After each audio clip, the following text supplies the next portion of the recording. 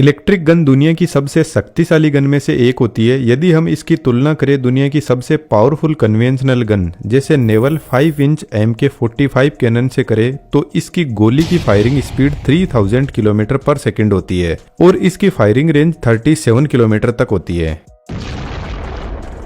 लेकिन अगर हम इलेक्ट्रिक गन की बात करें तो इसकी फायरिंग रेंज 200 किलोमीटर तक होती है और इसकी गोली की स्पीड 9000 किलोमीटर पर सेकंड तक पहुंच सकती है। इसका मतलब यह हुआ कि इलेक्ट्रिक गन पारंपरिक गन से 5 से 6 गुना ज्यादा पावरफुल होती है। हम इलेक्ट्रिक गन को तो डिटेल में समझेंगे ही, लेकिन आज के समय में हमारे पास में एक और अनोखी गन है जिसमें कोई गोली इस्तेमाल नहीं होती है। इस गन में हवा ही प्रोजेक्टाइल का काम करती है और इसे वोर्टेक्स कैनन कहा जाता है। प्रोजेक्टाइल को हम साधारण भाषा में कार्ट्रिज या बंदूक की गोली भी बोलते हैं। वोर्टेक्स कैनन की इंजीनियरिंग बहुत ही सिंपल है। इसमें एक लंबी कैनन होती है जिसे नोजल भी कहा जाता है और इसके पीछे कंबसन चेंबर होता है। इस कैनन की सबसे खास बात यह है कि इसे किसी कार्ट्रिज या प्रोजेक्टाइल की जरूरत ही नहीं पड़ती है। यहाँ एयर प्रेशर को ही प्रोजेक्टाइल की तरह उपयोग किया जाता है। कैनन के पीछे 2 सिलेंडर होते हैं, एक में प्रोपेन गैस होती है और दूसरे में ऑक्सीजन गैस भरी रहती है। जब कैनन को फायर करना होता है तो ऑक्सीजन और प्रोपेन को कंबसन चेंबर में भेजा जाता है। कंबसन चेंबर में नोजल लगे रहते हैं जो इन गैसों को स्प्रे करते हैं, जिससे प्रोपेन और ऑक्सीजन मिक्स हो जाती है। अब प्रोपेन एक अत्यधिक ज्वलनशील गैस होती है और ऑक्सीजन की मौजूदगी में यह विस्फोट के लिए तैयार हो जाती है। इस मिक्सचर को जलाने के लिए एक इग्नाइटर लगाया जाता है जो स्पार्क पैदा करता है। यह ठीक एक नेता की तरह काम करता है जो भोली भाली जनता को भड़का सकता है। जैसे ही गैस जलती है इसके कारण हाई प्रेशर और हाई टेम्परेचर उत्पन्न होता है जिससे गैसें तेजी से फैलने लगती है। यही गैस एक प्रोजेक्टाइल का काम करती है, लेकिन इसको सही शेप देने का काम नोजल करता है। इसमें एक कन्वर्जिंग और डाइवर्जिंग नोजल लगाया जाता है जो रॉकेट इंजन की तरह काम करता है। जब कंबसन चेंबर से गैस बाहर निकलती है तो यह नोजल के जरिए डाइवर्ज होती है और आगे बढ़ती है। जब गैस नोजल से बाहर निकलती है तो इसका प्रेशर काफी ज्यादा होता है और यह एक आग के गोले की तरह पूरे नोजल में फैल जाती है। लेकिन जैसे ही यह गैस आगे बढ़ती है तो इसका जो हिस्सा नोजल के किनारों से टकराता है उस पर हाई फ्रिक्शन लगता है। इस फ्रिक्शन की वजह से गैस की गति धीमी होने लगती है और साथ में गैस घूमने लगती है। जैसे जैसे गैस आगे बढ़ती है सेंटर की गैस किनारों की तरफ चली जाती है और घूमते हुए आगे बढ़ती है। लेकिन जब सेंटर की गैस किनारों तक पहुंचती है तो वहां वैक्यूम क्रिएट होता है। इसकी वजह से लो प्रेशर पैदा होता है जो बाहर से हवा को अंदर की तरफ खींचता है। इसका नतीजा यह होता है कि हाई हीटेड गैस बाहर निकलती है और बाहर की ठंडी हवा अंदर जाती है। जब हाई हीटेड गैस नोजल से बाहर निकलती है तो यह डोनट शेप में घूमते हुए आगे बढ़ती है।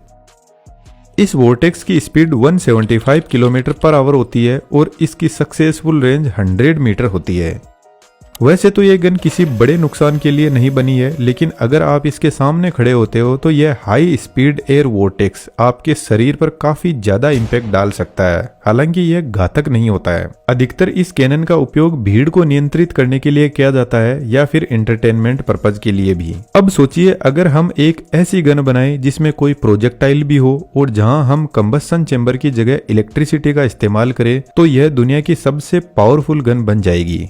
अगर आप इस चैनल के रेगुलर व्यूअर हो तो इसकी वर्किंग प्रिंसिपल आपके लिए समझना बहुत आसान होगा। अगर हम एक सिंपल मैग्नेट को देखें तो इसके चारों ओर इसका मैग्नेटिक फील्ड मौजूद होता है जिसकी डायरेक्शन नॉर्थ पोल से साउथ पोल की तरफ होती है, लेकिन यह फिक्स्ड होता है। अब अगर हमें किसी वायर में भी मैग्नेटिक फील्ड चाहिए तो उसमें हम करंट पास करते हैं। जैसे ही करंट फ्लो होगा तो उस वायर के चारों ओर मैग्नेटिक फील्ड जनरेट होगा। अब यहाँ से आपको थोड़ा ध्यान बढ़ाना होगा। दोस्तों अगर सच कहूँ तो हमारा देश आर्टिफिशियल इंटेलिजेंस की रेस में काफी पीछे रह गया है। यही वजह है कि हमारे पास स्किल की हमेशा कमी बनी रहती है। हम इस स्थिति को पूरी तरह तो नहीं बदल सकते, लेकिन हम एक एआई मास्टर क्लास ऑर्गेनाइज कर रहे हैं जहां आप एआई और चैट जीपीटी टूल को पूरी तरह और प्रैक्टिकल एग्जांपल के साथ सीख पाएंगे। इस क्लास में हम एआई को school life, college life, social media content strategy, business development और कई अन्य सेक्टर में प्रोडक्टिविटी बढ़ाने के लिए कैसे इस्तेमाल करें, इसे गहराई से समझेंगे।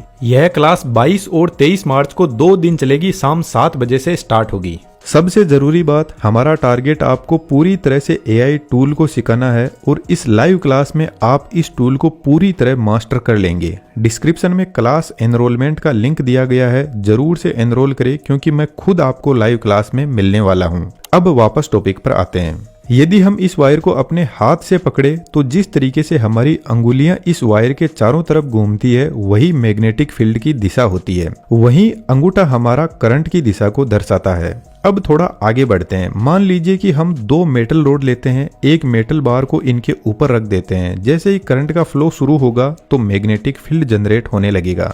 अगर हम पहले सीखे गए सिद्धांत को लागू करें तो तीनों रोड के अंदर मैग्नेटिक फील्ड की दिशा कुछ इस प्रकार होगी कि तीनों ही वायर का मैग्नेटिक फील्ड ऊपर की दिशा में होगा।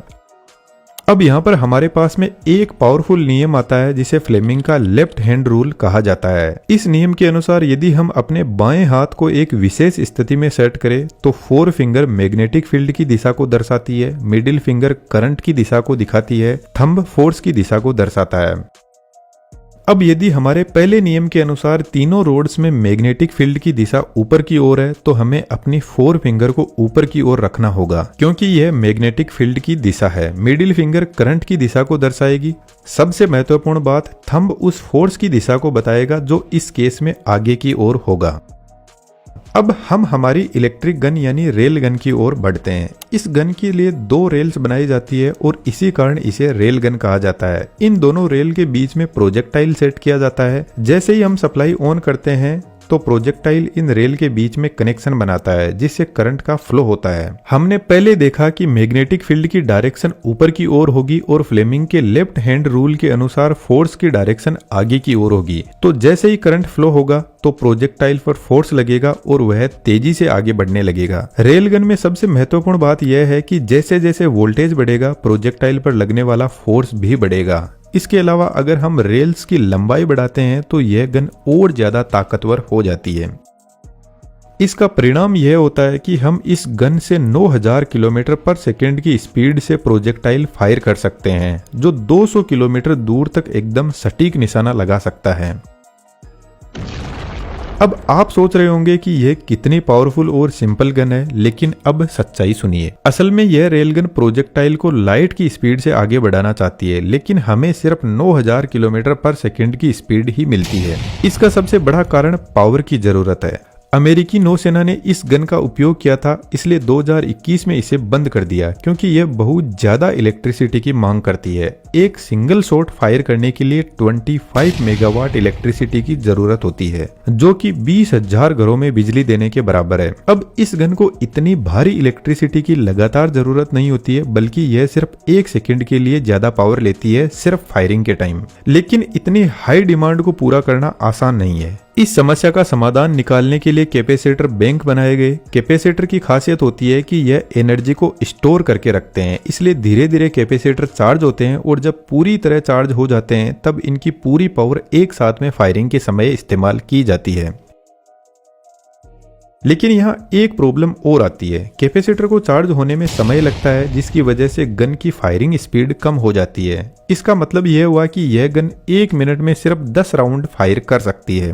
अब प्रोजेक्टाइल को लाइट की स्पीड तक पहुंचाने के लिए मैं इमेजिन ही नहीं कर सकता कि इसको कितनी पावर चाहिए, जो अभी के समय में संभव नहीं है। अब हम दूसरी समस्या पर आते हैं। इस गन का प्रोजेक्टाइल किसी भी प्रकार के पेलोड या विस्फोटक को कैरी नहीं कर सकता क्योंकि इसकी आरंभिक गति अत्यधिक अधिक होती है। बहुत सारे विस्फोटक इतनी अत्यधिक दबाव और गति को सहन नहीं कर सकते और इतनी उच्च गति पर वह तुरंत ही विस्फोट कर सकते हैं, जिससे गन का पूरा उद्देश्य ही विफल हो सकता है। हालांकि इसकी हाई स्पीड का हमें एक बड़ा फायदा भी मिलता है। इस गन से फायरिंग किया गया प्रोजेक्टाइल इतनी अधिक काइनेटिक एनर्जी धारण करता है कि जब यह किसी वस्तु से टकराता है तो इसकी ऊर्जा इतनी ज्यादा होती है कि यह केवल इम्पैक्ट से ही एक जबरदस्त विस्फोट उत्पन्न कर सकता है बिना किसी भारी विस्फोट के।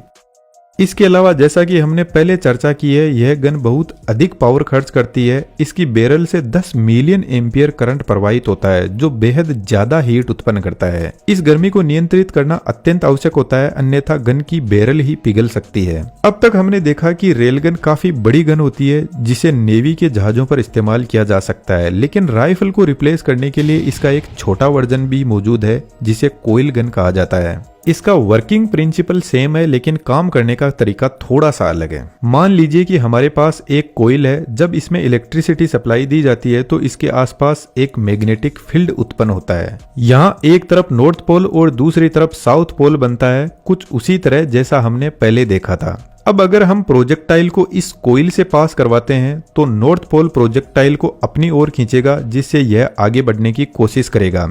लेकिन जैसे ही प्रोजेक्टाइल साउथ पोल के पास पहुंचेगा, मैग्नेटिक फील्ड की दिशा बदल जाएगी और यह प्रोजेक्टाइल को वापस खींचने लगेगा। इसके कारण प्रोजेक्टाइल कोइल के बीच में फंस सकता है और आगे नहीं बढ़ पाएगा। यह समस्या हमारे घरों में इस्तेमाल होने वाली इलेक्ट्रिक मोटर्स में भी देखी जाती है। कई बार जब हम मोटर को ऑन करते हैं तो रोटर जाम हो जाता है और किसी भी दिशा में घूमने में असमर्थ रहता है।